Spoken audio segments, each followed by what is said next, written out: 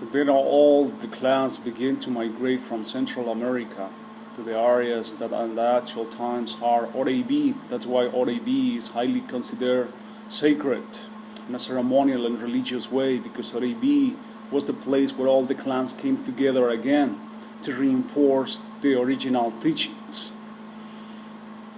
Some of those clans continue to have contact with the Tuncachinas in the areas of Mesa Verde. Mesa Verde was another city that was developed in order to preserve the ancient lineages. Middle Mesa was a place where ancient inscriptions are right on about the walk that the Hopi made from Yucatan to the actual areas of the four corner points.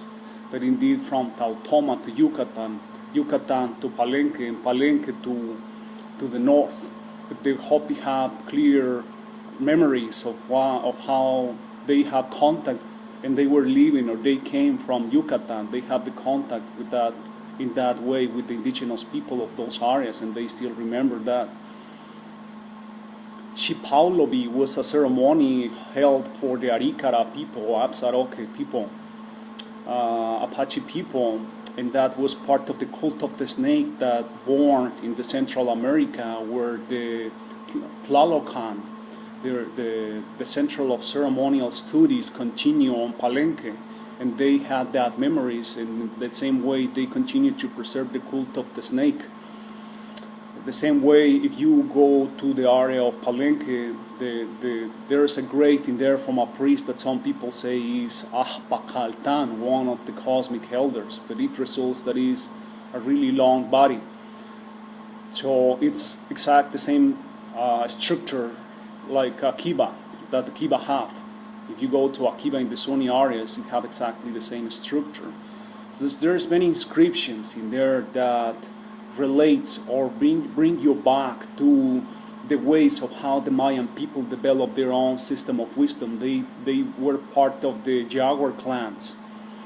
There were different clans that respond from one specific system of wisdom. For some cultures, from some lineages, there's 102 systems of wisdom that are held for a nation, a clan or of nations.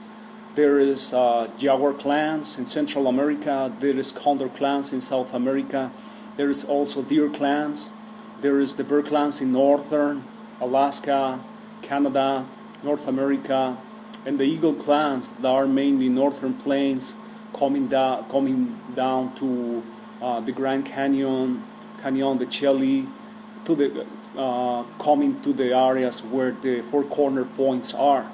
So all those lineages preserve one of those specific systems of wisdom that were developed in the ancient continent of Cascara, and is amazed that some people who are being really walking deep into the old ways are being understanding the importance for the cultures, for the indigenous tribes to preserve their lineage strong and to preserve the language as an alive vibrational heritage of the ancients, for us to continue to learn in the way of how it was told to us to go in life. In the actual times, all the cultures are telepathically, spiritually interconnected, strongly than ever before, and that's one of the prophecies that were announced long time ago for our ancestors through God, Turtle Island.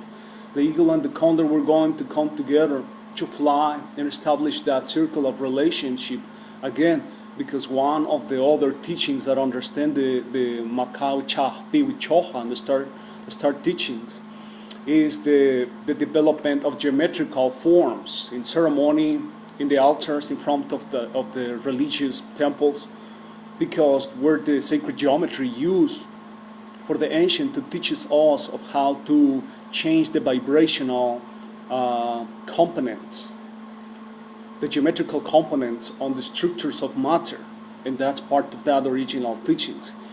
And that's the importance to really keep working with geometrical forms.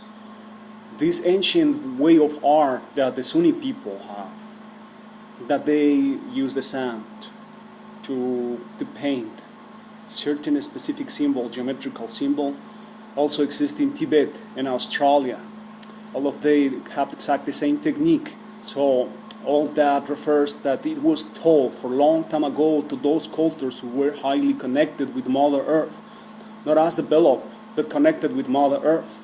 And that's what was allowed for some cosmic civilizations to come down to Earth and through a telepathic communication with those higher spiritual evolved beings, because we are where they are going.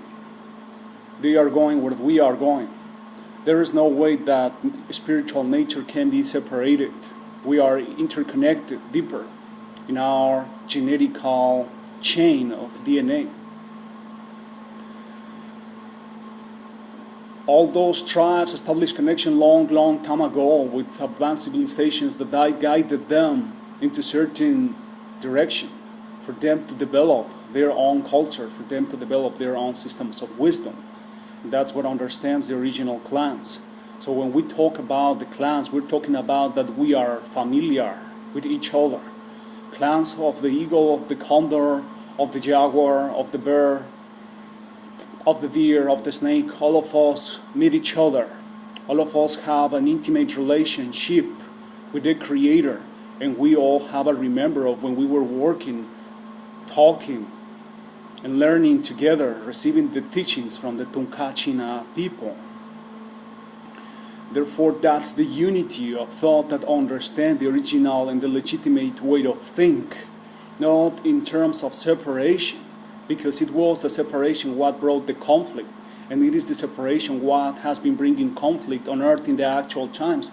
Once we understand that our true origins and our true genetic connection, cosmic pool, brought us together, then is the way of how can we understand that the near future on Earth we're going to be coming together, coming back together again, and met and gather again our elders, elder brothers, who came to teach us long time ago, but because of the conflict, they have to leave. They say we're going to come back, wait for us. And that's why people get confused in the north, in central and south about the white men coming here.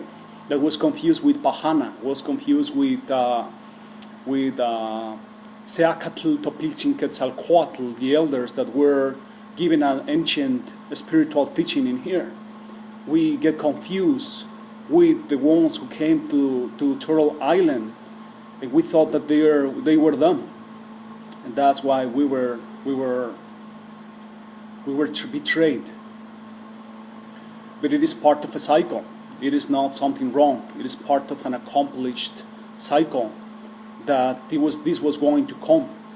But something that I can put out, I can express, is that in Christopher Columbus' writings, when he get to Turtle Island, he said that when I get there, I saw the most green, pure, fresh life.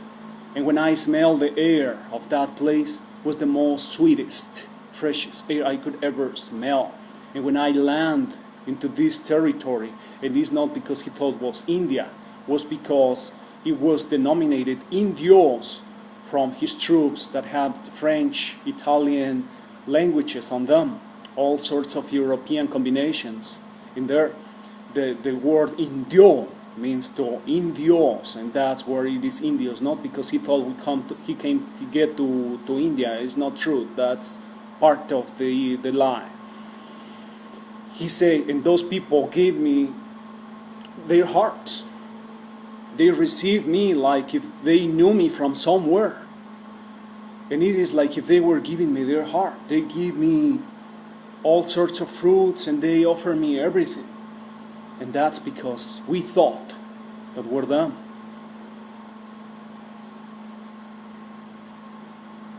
And now we are getting ready for the true encounter with them.